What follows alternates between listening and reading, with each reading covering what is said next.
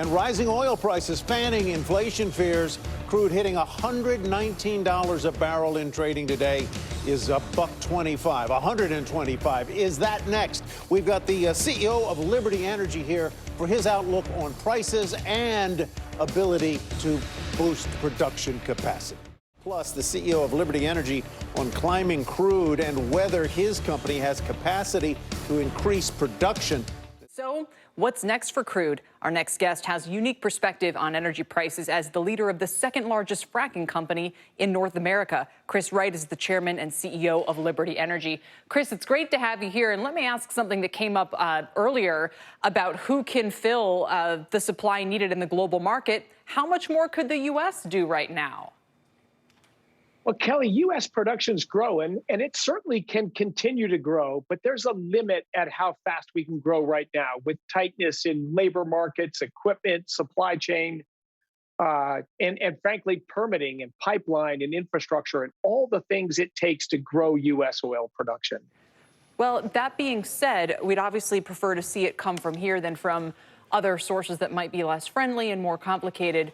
We also have seen the UK moving to do a windfall tax on producers, trying to kind of carve out a way to still incentivize production and then giving the proceeds to low-income households. Could something like that happen here?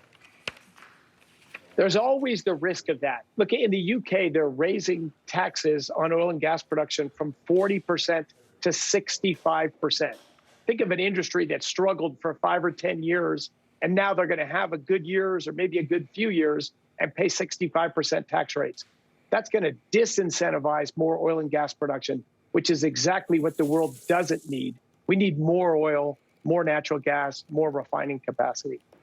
So it sounds, Chris, like in your answer to Kelly's first question, you were saying it's not that we don't have the capacity, but we don't have the capacity to refine it, to transport it, to deliver it, to do what needs to be done to get it out of the ground. How long, how many, if everything went well, the permitting, the building, the labor market, supply chain, if everything went well, how quickly could American supplies come in and blunt the shortages? You know, Tyler, that's of order 2 years to get a lot of new production out of the United States, 2 years to build some meaningful infrastructure. But even a messaging that that's going to happen, that permits are going to be approved, new pipelines will be built, that'll spur some animal spirits, and you'll see investment in front of that as well. So it's really the question of what's the trajectory of U.S. growth going to be in the next 2 or 3 years. It could be strong in response to sober regulatory environments and less threats and resistance to our industry, or it could be more muted.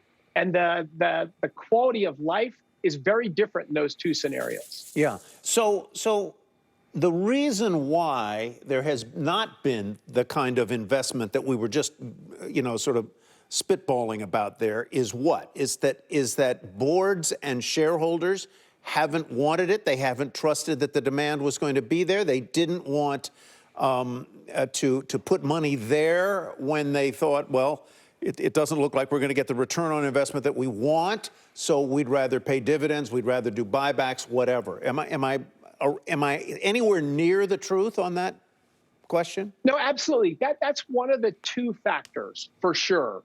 Look, the shale revolution has been great for the world, but it's been poor returns in our industry for 5 or 10 years now.